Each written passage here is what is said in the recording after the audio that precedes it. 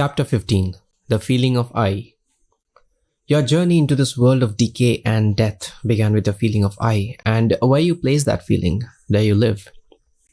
You can place your feeling of I in the mud of negation or on the lovely ground of positive assumption. Your feeling of I is always with you. It is your slave and your savior, for wherever you go, there I am also. The 9th chapter of Numbers begins with Moses being given instructions by the Lord as to how to erect a tabernacle or tent of testimony and move it across the desert. He was told, during the day a cloud will cover the tabernacle, and at night it will have the appearance of a pillar of fire. Whenever the cloud rises, the children of Israel must journey to the place where the cloud settles down. There the people must remain. It may rise once a week, once a month, or longer, but when it ascends, the children of Israel must journey. Now, a tabernacle is an elongated place of worship, which is movable and covered with skin. You are that temple, a tabernacle, and the Spirit of God dwells within you as your I. A cloud is a garment of water or psychological truth, which covers the I, and that too which it testifies. The cloud does not move in time, but is lifted up by the I it covers. According to my senses, I am now in the palace hotel. Let me lift the cloud from my testament by withdrawing the feeling of I from the evidence of my senses and moving by placing my I in a predetermined state. And my whole world moves with me. Clothing myself in feeling, the cloud covers me as I testify to the state I have just entered. At this moment, you may have placed your feeling of I in an unlovely state, and unless you lift that cloud which covers you, you are anchored there and are capable of changing the circumstances of your life. Now, this lifting of the cloud and placing your feeling of I in a more desirable state involves a death, for when the cloud rises, it breaks or kills the cycle of resurgence you have been on. Motion can be detected only as a change of position with respect to another body. And all motion spoken of in scripture is psychological.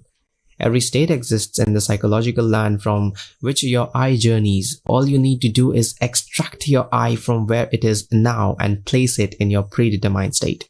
But how will you know you have moved? By using a frame of reference. While sitting quietly in your chair, you can lift your cloud by placing the feeling of if in an entirely different psychological state. No one can see this motion, for yours is a spiritual journey. While in the state, look for confirmation of your move on the faces of people there. Are they surprised to see you? Are they happy for you? A little jealous? Look until you see the expressions on their faces. If there is a change in your feeling of I, you will find an automatic alteration in your usual behaviors of life. During the day, you wear your garment of truth, the cloud. But the moment you begin to meditate, the brain grows luminous.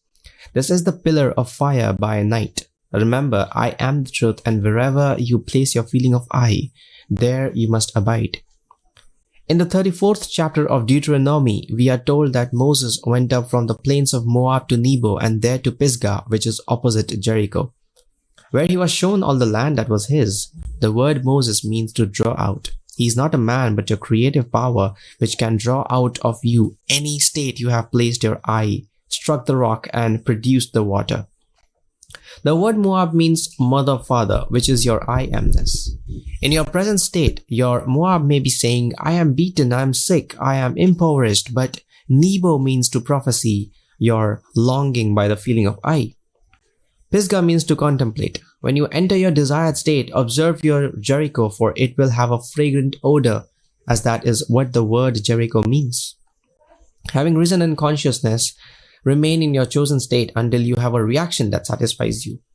A violent reaction produces a horrible odor, while a lovely reaction indicates Jericho and a lovely odor. You see, Jericho is not a place in the Near East, but a state which produces the thrill of accomplishment within you. In the 14th chapter of the book of John, Jesus speaks to Peter saying, Let not your heart be troubled. You believe in God. Believe also in me. In my Father's house are many rooms. If it were not so, would I have told you that I go to prepare a place for you? And when I go and prepare a place for you, I will come again and take you to myself, that where I am, you may be also. This is not a man speaking to another, but self speaking to self. You are Jesus' imagination telling yourself that there are unnumbered states of awareness for you to enter, and you are inviting self to choose the state you wish to inhabit. After selecting the state, imagination will go and prepare it for you so that you may come again, as you must. For wherever you abide in imagination, there you shall reside also in the flesh. If you believe what I have told you, determined to change your feeling of I, there is no power that can keep you from realizing your dream, but you, and no man can compel you to enter any state. You have the power to select your state and enter it, thereby making it alive, or leave a state, thereby killing it. The decision and its consequences is yours and yours alone. The day you become an observing I, watching your reactions and seeing the observer and the thing observed as two distinct beings, you will know you can enter any state and it will outpicture itself. You will know that all the mansions of your Father's house are yours. I am consciousness contains the whole of creation, and out of I amness comes imagination. Where there is no consciousness, there is no imagination. When you enter a state, your I am is having a psychological experience. When you think about a state, you have a subject and its object. But when you experience a state, you have unification. Tonight, mentally look at your day. Can you remember those you saw this morning? If your reaction to them is the same as it was earlier, then you have not changed your feeling of I. Your friends and relations are your frame of reference. Use them in your journey.